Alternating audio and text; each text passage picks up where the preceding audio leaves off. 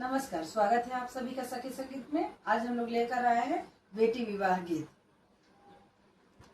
भइली से आना बेटी चढ़ली अटरिया, मने मने करेली गुमान, मने मने करेली गुमान। बानी रामोइया दहेज कैसे दिए, कैसे के होई है बिया, कैसे के होई है बिया।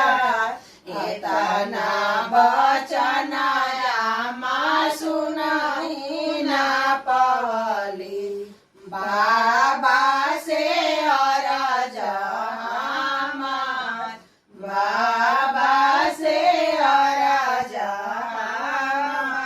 अपने तोसिना स्वामी रंग महलिया, घरे दियावा कुआं, रौरा घरे दियावा कुआं। इतना बचना बाबा सुनाई ना पाएले, चली भइले पंडित दुआर, चली भइले पंडित दुआर।